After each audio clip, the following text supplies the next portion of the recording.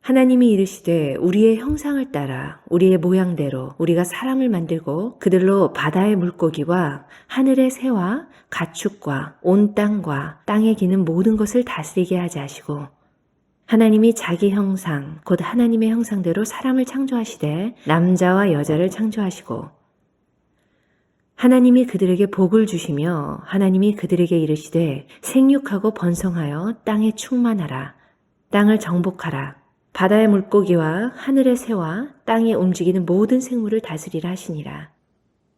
자, 우리 인사하겠습니다. 반갑습니다. 반갑습니다. 아멘. 자, 오늘 우리가 창조 신앙에 대해서 이어서 지난 시간에 이어서 함께 나누도록 하겠습니다.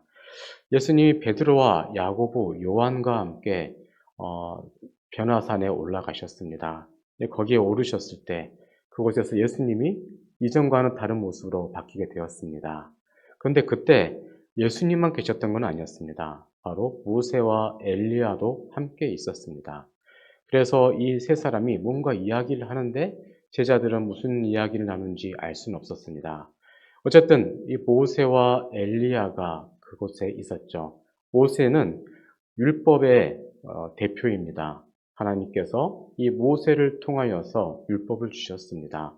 그래서 구약의 교회가 되게 하셨죠. 이스라엘 백성들은 그 율법을 통하여서 구약의 교회의 역할을 감당을 했습니다. 그리고 엘리야는 어떤 존재입니까? 엘리야는 모든 선지자들의 대표입니다. 선지자들이 엘리야 같이 살 수만 있다면 얼마나 좋을까라는 그러한 마음을 항상 가졌습니다. 그러한 율법과 선지자의 대표자들과 함께 예수님이 함께 대화를 나누셨습니다.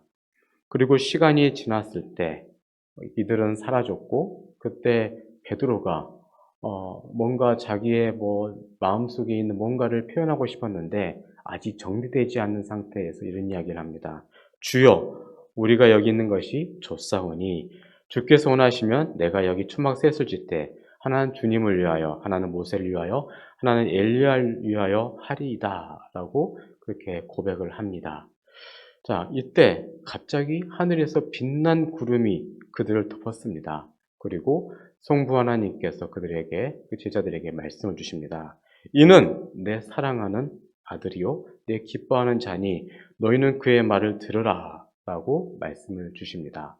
자, 이제 모세와 엘리야는 사라졌고 예수님만 계셨습니다. 성부 하나님께서 아들 하나님 예수님의 그 권위를 높여주셨고 그의 말을 들으라고 명령하셨습니다. 여러분, 구약의 뛰어난 인물들, 그 둘을 뽑자면 바로 모세와 엘리야였습니다. 그런데 그들이 아무리 뛰어났다고 한들 그들은 결국 예수님을 위하여 존재하는 사람들이었습니다. 앞으로 예수님이 올 것이다.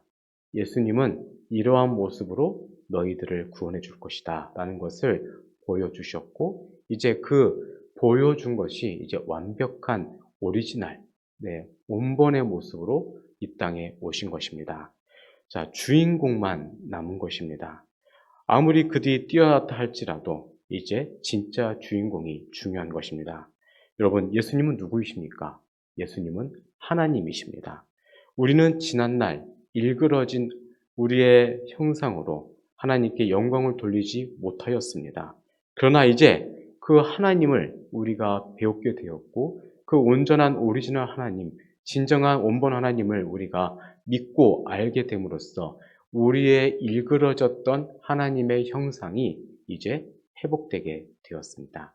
오늘 우리가 함께 나눌 말씀은 우리의 마음 안에 있는, 우리의 심령 안에 있는 바로 하나님의 형상에 대해서 함께 나누고자 합니다. 여러분, 하나님의 형상대로, 모양대로 우리가 만들어졌습니다.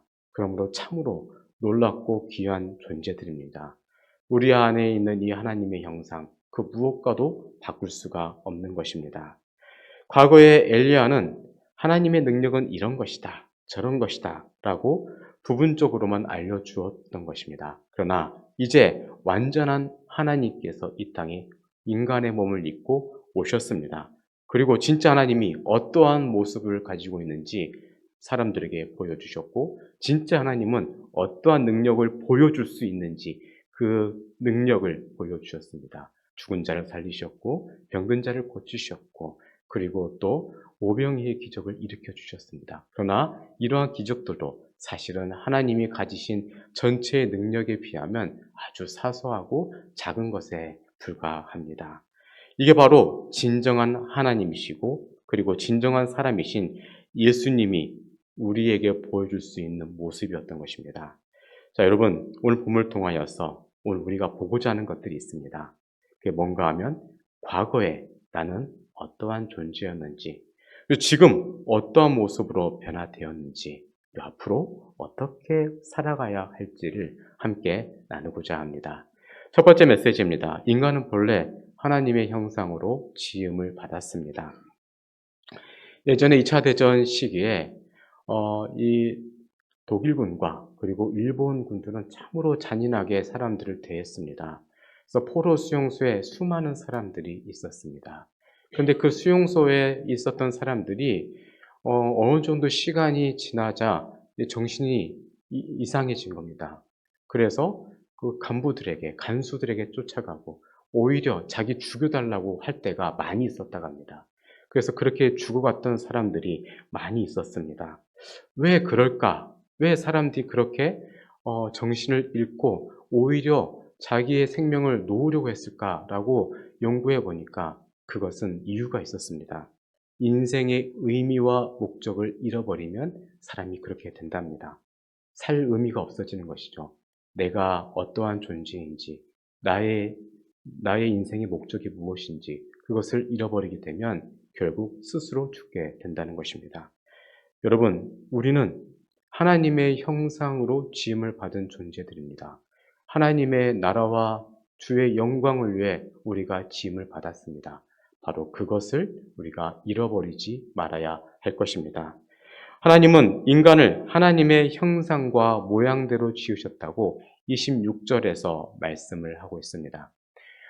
그런데 이 구약 성경은 이 히브리어로 본래 기록이 되어 있습니다. 히브리어로 기록된 이 하나님의 모양과 형상을 당시에 그 시대에 살았던 사람들이 이 말씀을 들었을 때 꽤 놀랐을 것입니다.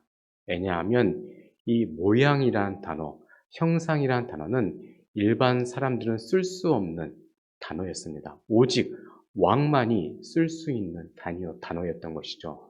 그러니까 굉장히 품격 있는 단어로 성경이 기록이 된 것입니다. 그러니까 하나님은 왕이십니다. 왕의 모양과 형상대로 우리가 지음을 받았다는 것을 원문에 기록이 되어 있는 것입니다. 그렇습니다. 진정한 왕은 누구이십니까? 하나님이십니다. 그 하나님의 모양과 형상대로 우리가 지음을 받았기 때문에 우리가 참으로 존귀한 것입니다. 시편 8편 5절을 보면 다음과 같은 말씀이 있습니다. 그를 하나님보다 조금 못하게 하시고 영광과 존귀로 관을 씌우셨나이다.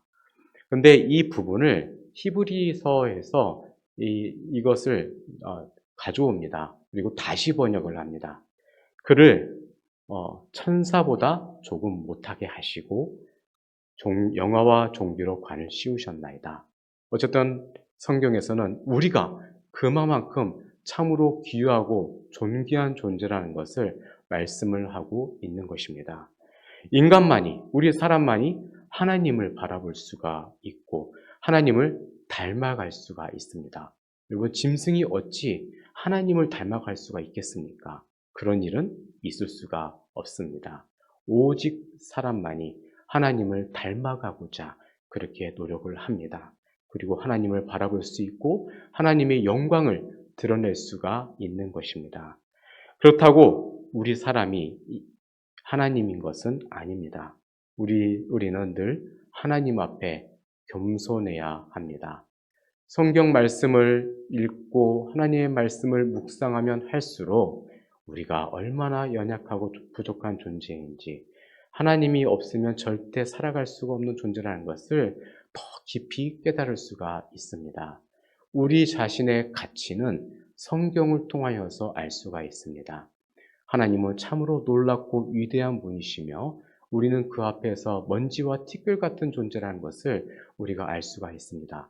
그럼에도 불구하고 이러한 티끌 같은 먼지와 같은 우리를 하나님의 모양과 형상으로 만드셨다는 것은 참으로 놀라운 은혜이고 축복인 것입니다. 자, 지금 우리가 하나님의 모양과 형상대로 지음받았다는 것을 믿는다는 것은 중요한 의미를 가지고 있습니다. 우리가 하나님을 닮았다는 것입니다. 하나님의 이미지를 닮았다는 것입니다. 하나님은 아니지만 하나님과 같은 성품과 능력을 이제 우리에게 허락하셔서 그 하나님의 성품을 닮아갈 수 있게 하셨습니다. 본래 우리는 하나님의 형상으로 지었지만 아담과 하와의 반역으로 인하여서 우리 안에 있던 하나님의 형상이 일그러졌습니다. 마치 어떠한 뜨거운 무언가가 얼굴에 부어져서 얼굴이 일그러지고 어떠한 사고에 의해서 얼굴이 좌우가 대칭이 바뀐 것처럼 우리는 그렇게 일그러진 하나님의 형상을 가지고 있습니다. 그래서 늘 우리가 마귀의 형상으로 우리가 인격적으로 살아왔던 것입니다.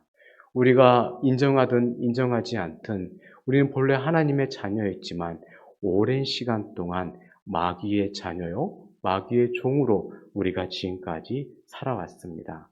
자, 이러한 모습을 성경에서 말씀하고 있습니다. 어느 날 사탄이 아담과 하와에게 찾아옵니다. 특별히 하와를 유혹합니다. 창세기 3장 5절 보면 너희가 그것을 먹는 날에는 너희 눈이 밝아져 하나님과 같이 되어 선악을 알 줄 하나님이 아심이라 라고 기록되어 있습니다. 사람이 선악과를 먹으면 선과 악을 구별할 수 있다라고 말을 합니다. 사실은 선과 악을 구별할 필요가 없습니다. 악할 행동을 할 필요도 없는 것이고 악이 무엇인지 알 필요도 없었습니다. 그러나 이제 선악과를 먹음으로써 악이 무엇인지를 더 깊이 깨닫게 되었습니다.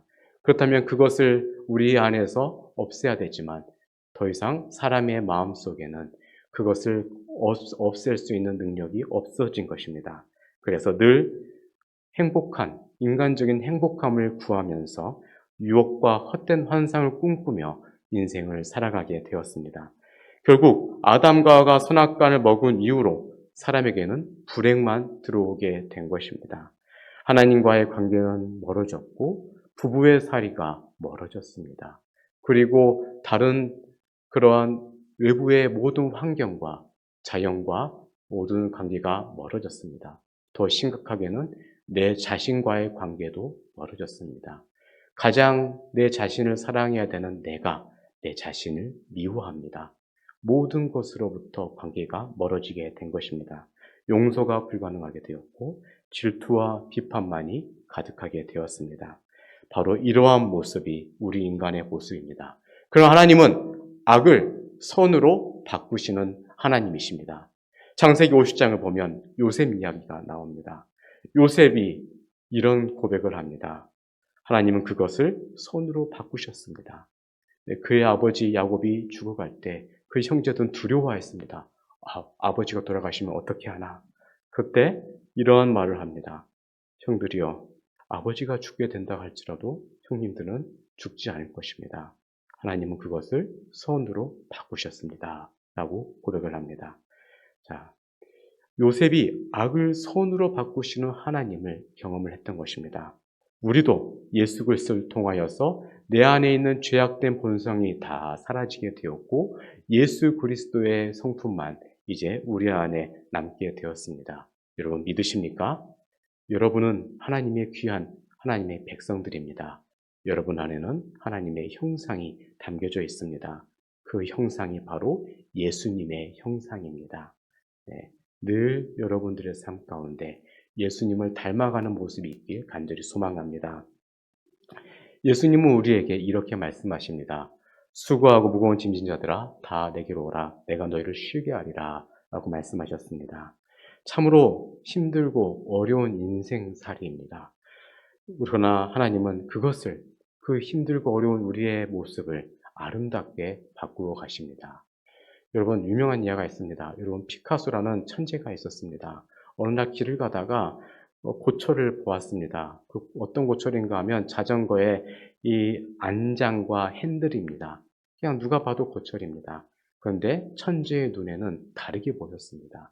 그것을 통하여서 아름다운 작품을 만들었습니다. 황솔 머리를 만든 것입니다. 그것을 살 때는 겨우 1,000원도 안 되는 가격이었지만 이 천재의 작품을 거친 이후에는 수십억 원의 작품이 된 것입니다.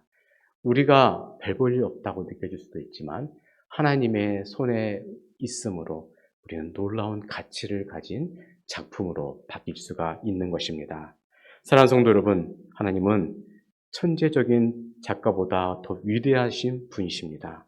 우리가 그분을 믿고 의지할 때 하나님은 우리를 더욱더 아름다운 모습으로 바꾸어 주십니다. 우리에게 소망을 주십니다. 그렇기 때문에 포기하지 마시고 믿음을 가지시고 주님의 뜻을 잘 이루어 나가시길 간절히 소망합니다. 두 번째 메시지입니다. 하나님은 우리를 청지기로 불러주셨습니다. 요즘은 청지기라는 단어를 잘 모릅니다. 근데 잘 알 수 있는 단어가 있다면 매니저입니다. 그렇죠. 식당에 가면 매니저라는 분이 계십니다. 주인은 아니지만 마치 주인의 역할을 그분이 잘 감당합니다. 그래서 식당을 잘 그분들이 경영을 해 나가는 것이죠. 그렇지만 그분들이 주인은 아니죠. 자, 우리가 그러한 매니저로서의 역할을 잘 감당을 해야 되는 것입니다. 자, 지금 우리의 문제가 무엇입니까? 돈이 없어서 문제입니까? 아니면 물질이 아니라 건강이 문제이십니까? 사실은 더 깊이 들어가 보면 사실은 영적인 문제가 있습니다. 우리가 하나님의 모양과 형상대로 온전히 살지 못하기 때문입니다. 자, 창조하신 하나님의 그 명령이 있습니다. 먼저는 생육하고 번성하라는 축복입니다. 그렇죠? 두 번째로는 세상을 정복하고 다스리라는 명령이 첫사람 아담에게 주었습니다. 생육하고 번성하라는 시간이 지나가면 완성이 될 것입니다. 그런데 세상을 정복하고 다스리는 것은 우리의 노력이 필요합니다. 사람이 움직여야 되고 고민을 해야 그것을 이룰 수가 있는 것입니다. 하나님이 이 명령을 첫사람 아담에게 주셨을 때는 그들의 힘을 사용하여서 약한 이들을 정복하라는 의미에서 그 말씀을 주신 것이 아닙니다. 하나님이 주신 그 힘을 가지고 하나님이 만드신 이 세상을 잘 매니저로서 관리하고 다스리라라는 의미에서 정복하고 다스리라라고 그렇게 말씀을 주신 것입니다. 자, 우리는 그러한 역할을 맡은 자들입니다. 그런데 그 역할을 우리가 너무나도 소홀하게 감당할 때가 많이 있습니다. 그러나 우리는 그렇게 해서는 안 될 것입니다. 왜냐하면 우리가 언젠가 주님의 보좌 앞에 서게 될 것인데 하나님께서 반드시 우리를 물어보실 것입니다. 아들아, 딸아, 너는 이 땅에 살면서 내가 맡겨준 그 물질과 시간과 힘을 가지고 무엇을 하였느냐? 내가 맡겨준 것으로 너는 나의 영광을 위하여 하나님의 나라를 위하여 무엇을 했느냐라고 물으신다면 우리는 그때 답변할 것이 있어야 할 것입니다. 여러분 그렇지 않습니까? 잠언서 27장 1절을 보면 다음과 같은 말씀이 있습니다. 너는 내일 일을 자랑하지 말라. 하루 동안에 무슨 일이 일어날지 내가 알 수 없음이라 라고 말씀합니다. 여러분, 사람은 잠시 있다가 없어지는 안개와 같은 존재입니다. 기회는 딱 한 번, 우리가 살아가는 이 시간대 딱 한 번입니다.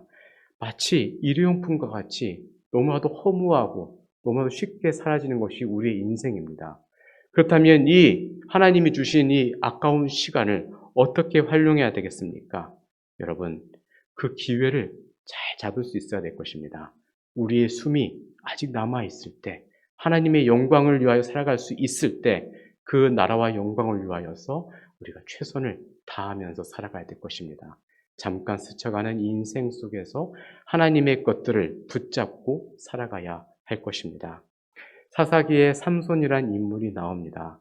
여러분, 삼손은요, 매우 똑똑한 인물이었습니다. 왜냐하면 그냥 사사가 되는 일이 없었기 때문입니다. 이 삼손이 수수께끼를 잘 내죠. 그만큼 그에게는 지략이 있었고 지혜가 있었단 말입니다. 게다가 삼손은 힘도 있었습니다. 모든 것이 갖추어졌을 때 그는 이 인간의 육체적인 욕망을 위해서 살아갔습니다. 그래서 이방 여인 들릴라를 사랑했고 사사의 역할을 잘 감당하지 못하였습니다. 그런데 하나님께서 그의 인생의 마지막 때 한 번의 기회를 주셨습니다. 죽음 앞에서 한 번의 기회를 그가 받았고 하나님 주신 힘으로써 많은 이방 사람들을 죽이고 인생을 마감하게 됩니다. 여러분, 하나님은 우리에게 기회를 반드시 주십니다. 지금이 마지막이고 다 끝났다고 생각할지라도 하나님은 언젠가 한번 여러분들에게 기회를 주시는 것입니다. 야고보서 4장 13, 14절에 이런 말씀이 있습니다. 들으라, 너희 중에 말하기를 오늘이나 내일이나 우리가 어떤 도시에 가서 거기서 1년 머물며 장사하여 이익을 보리라 하는 자들아, 자들아, 내일 일을 너희가 알지 못한도다. 너희 생명이 무엇이냐? 너희는 잠깐 보이다 없어지는 안개니라 라고 말씀합니다. 맞습니다. 잠깐 있다가 없어지는 안개와 같은 인생입니다. 그렇기 때문에 우리는 하나님의 나라와 영광을 위하여 지금 우리가 최선을 다해야 됩니다. 어리석은 부자 비유가 누가복음에 나옵니다. 누가복음 12장을 보면 이 어리석은 부자는 자기가 가진 것을 가지고 이제 내가 열심히 내가 지금까지 노력했으니까 이제 내가 좀 쉬면서 내가 좀 즐기면서 살아가야겠다라고 마음을 먹습니다. 그리고 이제 앞으로 소출이 많아질 건데 창고도 크게 지어서 그렇게 내가 좀 풍요롭게 살아야겠다라고 마음을 먹습니다. 그때 하나님께서 뭐라고 말씀하십니까? 누가복음 12장 20절 말씀에 하나님은 이르시되 어리석은 자여 오늘 밤에 내 영혼을 도로 찾으리니 그러면 내 준비한 것이 누구의 것이 되겠느냐라고 말씀하십니다. 그렇습니다. 이것이 바로 우리 인생의 비유입니다. 하나님은 에덴 동산에서 아담과 하와에게 권세를 주셨습니다.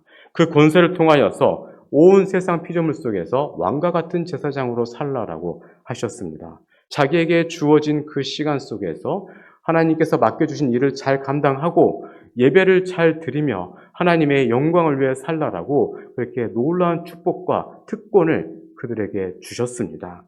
그들은 그것을 잘 관리해야 했습니다. 그러나 아담은 자신의 마음 하나도 제대로 다스리지 못하였습니다. 보암직하고 먹음직하고 지혜로울 만큼 탐스러운 그 선악과에 자신의 마음도 사명도 다 잃어버리게 된 것입니다. 그리고 자기만 무너진 것이 아니라 그 안에 있었던 하나님의 형상까지도 완전히 일그러지게 된 것입니다. 무너졌습니다. 그 이후로 아담 이후로 태어난 모든 사람은 다 얼굴이 일그러진 하나님의 형상으로 처음부터 그렇게 태어나게 된 것입니다. 근데 여러분, 놀랍게도 그 일그러진 하나님의 형상을 그 원래의 아담보다 더 아름답게 만들어주시는 분이 계십니다. 누구이십니까? 바로 예수님이십니다. 예수 그리스도를 우리가 영접하는 순간 우리는 하나님의 자녀요, 주의 놀라운 축복과 특권을 누리는 자로 우리가 이제 그렇게 세워지게 되는 것입니다. 그리고 예전에 우리 안에 있던 그런 일그러졌던 하나님의 형상이 아름답고 예쁜 모습으로 바뀌게 되는 것입니다. 여러분, 회복은 불가능하다고 느끼실 수 있지만 주님께서 가능하게 하십니다. 예전에 아주 오래된 예전인데 미국의 보스턴이라는 곳에서 한 병원이 있었습니다. 그 병원에서 한 여자아이가 짐승처럼 울부짖습니다. 이 아이는 제정신이 아니었습니다. 네. 알고 봤더니 그의 어머니는 그가 더 어렸을 때 돌아가셨고 그의 아버지는 알코올 중독자였습니다. 희망도 없었고 어떠한 능력도 없었던 이 여인, 이 아이가 어느 날 갑자기 변화가 되었습니다. 어떻게 변화가 되었는가 하면 그 병원에 있던 나이가 많은 은퇴를 앞둔 간호사가 늘 찾아가줘서 예수 그리스도의 복음을 전해주었다 합니다. 그랬더니 이 아이의 모습이 정상으로 돌아오게 되었습니다. 자, 이 여인이 교육학을 전공을 합니다. 그리고 나서 한 아이를 치료하게 됩니다. 그 치료했던 아이가 바로 우리가 잘 아는 헬렌 켈러입니다. 네. 여러분, 한번 치유를 받았던 사람은 똑같은 치유를 할 수 있는 능력이 생기게 됩니다. 우리 인생 가운데 어떤 아픔을 극복한 사람은 그 동일한 아픔을 겪는 사람을 치료할 수 있는 능력이 주어진 것입니다. 네, 바로 설리번 선생님. 네, 그가 바로 본래는 문제가 있었던 아이였던 것이죠. 그러나 변화를 통하여서, 치유를 통하여서 한 사람을 변화시킬 수 있는 능력이 그에게 주어지게 된 것입니다. 여러분, 하나님은 사람을 만드시고 각 사람에게 사명을 주셨습니다. 그리고 우리는 이제 생육하고 번성하여 땅에 충만하라는 그러한 명령을 다시금 받게 되었습니다. 예전에는 하나님을 대적한 자로 살았고 하나님의 나라와 영광을 가로막는 자로 살았지만 이제는 주의 나라와 영광을 위하여서 살 수 있는 그러한 능력과 힘과 사명을 우리가 받게 된 것입니다. 여러분, 그러한 놀라운 은혜가 우리에게 주어지게 되었습니다. 예전에는 구약의 시대 때 그러한 축복과 사명을 구약의 백성들이 받았습니다. 그러나 그들은 그것을 자기들의 특권으로만 여겼습니다. 그리고 이방 사람들은 단지 지옥의 땔감으로만 생각을 했었습니다. 여러분, 그들은 그 역할을 감당하지 못하였기 때문에 그 역할을 이제 신약의 시대, 지금 우리에게 그것을 맡기게 된 것입니다. 지금 대한민국에는 약 6만 개 정도의 교회가 있다고 합니다. 작은 교회부터 시작해서 초대형 교회까지 수많은 교회가 있습니다. 그 교회들은 눈에는 보이진 않지만 하나님께서 주시는 사명이 있습니다. 우리도 눈으로 보았을 때는 작은 교회입니다. 그러나 하나님께서 우리에게 맡겨주신 사명이 있다는 것을 우리가 믿어야 할 것입니다. 사랑하는 성도 여러분, 우리는 이 세상에 살면서 청지기로 부름을 받았습니다. 우리에게 맡겨진 일에 충성을 하시면서 하나님의 뜻을 이루어 나가시길 주의 이름으로 축원드립니다. 세 번째 메시지입니다. 하나님의 형상을 회복하기 위해서는 고난이 필요합니다. 가을이 되면 예방주사를 많이 맞습니다. 여러분, 예방주사가 무엇입니까? 우리 안에 어떠한 이 병의 향체를 만들기 위해서 시험병균이 들어가는 것입니다. 작은 이 병균이 들어가면서 그것을 몸에서 이겨냄으로써 항체가 생겨나게 된 것입니다. 그래서 나중에 어떠한 이 감기 바이러스가 들어오면 그것을 이길 수 있는 힘이 생기게 되는 것이죠. 자, 여러분, 고난은 그런 것과 마찬가지입니다. 작은 고난을 통하여서 나중에 큰 시험을 이길 수 있는 우리의 영적인 항체가 우리에게 생겨나게 되는 것입니다. 오늘 우리에게 주신 말씀 중에 생육하고 번성하여 땅에 충만하고 다스리라고 말씀을 하고 있습니다. 이것을 감당하기 위해서는 고난과 어려움을 이겨낼 수 있어야 하는 것입니다. 아브라함이 아브라함 될 수 있었던 것은 그가 100세에 얻었던 아이를, 그 아들을 하나님께 바칠 수 있는 용기와 믿음의 그 시험을 그 믿음의 시험을 그가 잘 극복했기 때문입니다. 요셉이 요셉 될 수 있었던 것은 그의 시험을 그가 잘 이겨낼 수 있었기 때문입니다. 여러분, 오랜 시간 동안 이름도 없이 빛도 없이 살아갔던 수많은 사람들이 있었습니다.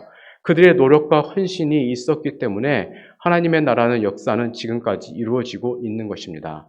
여러분, 지금 수많은 사람들이 대한민국의 교회는 죽었다고 하고 이제 우리에게 희망이 없다고 합니다. 그러나 하나님은 우리에게 그 소명을 주셨고 그리고 보이지 않는 곳에서 그 뜻을 이루어 나가십니다. 우리가 언뜻 보기에는 연약해 보이고 힘이 없어 보인다 할지라도 하나님이 주신 능력은 그 어떤 능력과도 비교할 수가 없는 것입니다. 그 능력을 주신 하나님께서 우리 가운데 있는 그 어려움과 고난을 통하여서 그 능력을 더욱더 강하게 만들어 가십니다. 때로는 우리가 사망의 음침한 골짜기 가운데 있을 때가 있습니다.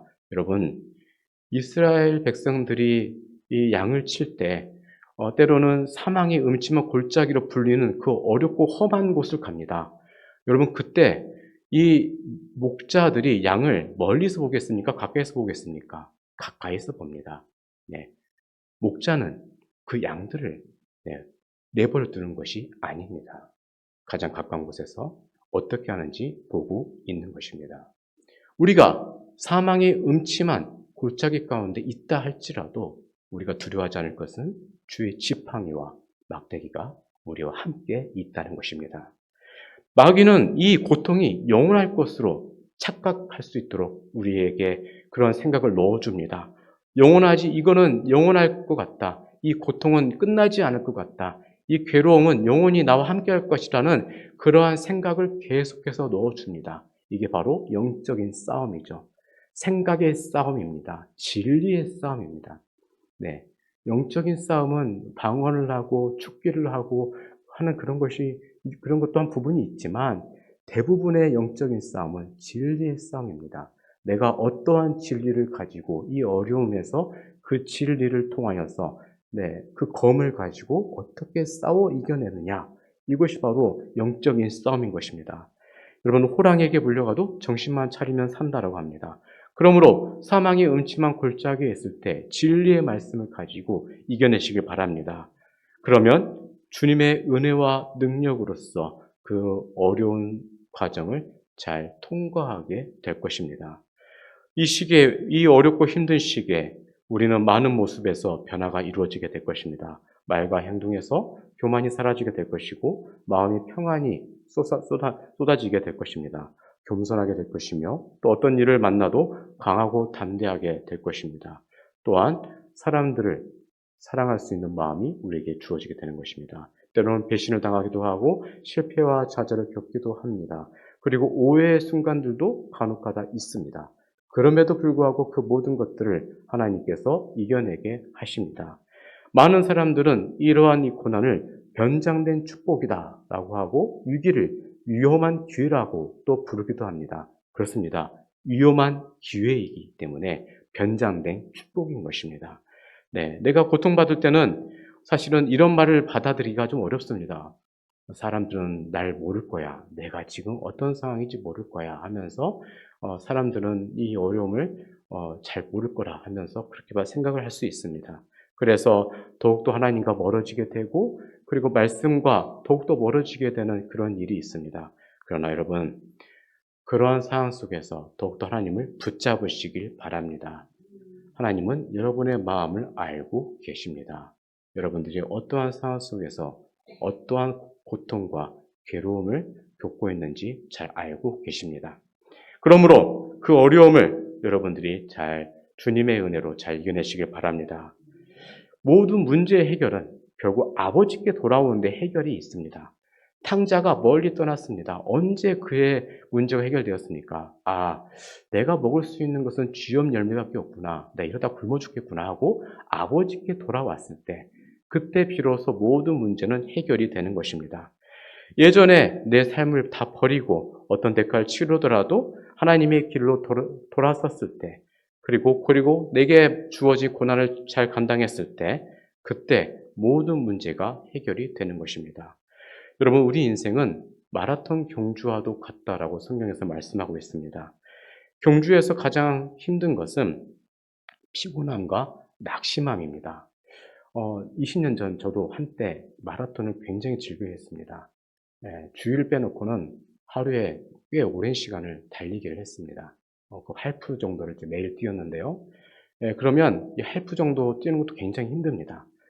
그런데 이 언제가 가장 힘든가 하면 이 데드 포인트가 있습니다. 이러다가 내가 죽을 수 있겠구나. 심장이 터질 수도 있겠구나. 이러다가 온몸이 이러다가 이상해질 수 있겠구나 하는 그때가 있습니다. 근데 놀랍게도 그때가 한 5분 정도 되는데 그 시기를 잘 극복하면 오히려 몸에 좋은 이 호르몬이 솟아납니다. 오히려 달리는 것이 즐겁고 숨 쉬는 것이 안정되는 그런 때가 온다는 것입니다. 그러면 여러분, 우리가 어떻게 해야 되겠습니까? 평소에 이러한 이 마라톤과 같은 일들을 우리가 평소에 준비를 잘 해야 되지 않겠습니까? 이러한 평소에 훈련이 되어 있지 않다면 처음에서는 절대 그 마라톤을 해나갈 수가 없습니다. 체력이 없어서 문제가 아니라 마음이 준비되지 않아서입니다. 여러분, 우리가 인생의 고비를 잘 이겨내기 위해서는 하나님의 또한 형상으로 회복되기 위해서는 그 죽음의 데드 포인트를 잘 이겨내야 할 것입니다. 그것을 잘 이겨낼 때 우리에게는 큰 은혜가 주어지게 될 것입니다. 우리 인생 속에는 크고 작은 고난들이 있습니다. 인생 속에 있는 그 고난을 이겨낼 수 있는 비결은 하나님이 주시는 힘을 공급받는 것입니다. 이때 중요한 것은 격려이죠. 히브리서 12장 1절을 보면 믿음의 경주를 하는 사람들에게 격려하는 사람들이 있다라고 말씀합니다. 12장 1절 보면 이러므로 우리에게 구름같이 둘러싼 허다한 증인들이 있으니 라고 말씀하고 있습니다. 근데 주위에 아무도 없는데요 라고 우리가 스스로 생각할 수 있지만 저 천국에서는 우리보다 먼저 앞서서 그 고난을 겪고 이겼던 승리자들이 천국에 있습니다. 여러분, 그곳에서 수많은 믿음의 선진들, 선배들이 우리를 격려하고 있습니다. 여러분들 혼자가 아닙니다. 여러분들 위해서 기도하는 이들이 있습니다. 그 기도하는 이들의 그 강구를 여러분 저버리지 마십시오. 우리는 그것을 알게 될 때 힘을 낼 수가 있습니다. 또한 보이지 않는 곳에서 나를 위하여서 기도하고 있는 수많은 믿음의 동역자들이 이 세상 가운데 숨을 쉬고 있습니다. 오늘 본문은 인간에게, 우리 사람에게 땅을 정복하고 모든 생명을 다스리라고 말씀하고 있습니다. 이러한 힘은 회복된 주의 백성들만 할 수 있는 것입니다.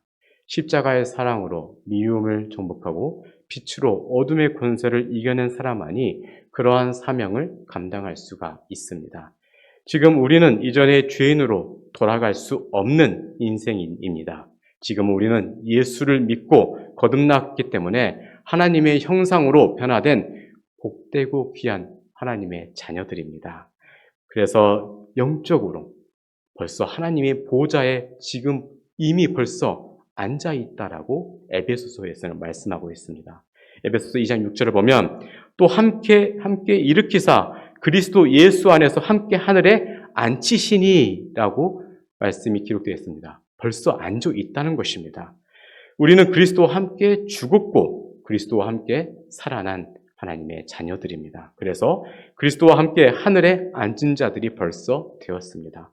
우리 주님과 함께 보좌에 앉아 있다는 것은 우리가 다스리는 자로 부르심을 입었고 다스리는 권세가 우리에게 주어졌다는 것을 말씀하고 있는 것입니다. 이제 우리는 하나님의 대사이고 왕 같은 제사장들입니다. 그러므로 믿음으로 담대하게 살아가시길 간절히 소망합니다. 사랑하는 성도 여러분, 어떠한 고난이 오더라도 낙심하지 마십시오. 지금의 고난은 장차 우리가 하나님의 은혜를 받기 위한 지나가는 과정입니다. 하나님이 우리에게 주실 큰 은혜를 생각하면서 하나님의 자녀로서 죄를 이기고 세상을 이겨내야 할 것입니다. 그리고 내 인생의 모든 환경들을 다스리며 살아가야 될 것입니다. 이러한 마음으로 승리하며 살아가시길 주의 이름으로 축원드립니다. 기도하겠습니다. 사랑의 하나님, 오늘 우리가 하나님의 형상을 다시 회복하길 원합니다. 하나님께서 우리를 통해 만들어 가실 아름다운 모습을 기대하면서 포기하지 않게 하시고 끝까지 믿음으로 주의 뜻을 이루어 나가게 하옵소서. 예수님 이름으로 간절히 기도드리옵나이다. 아멘.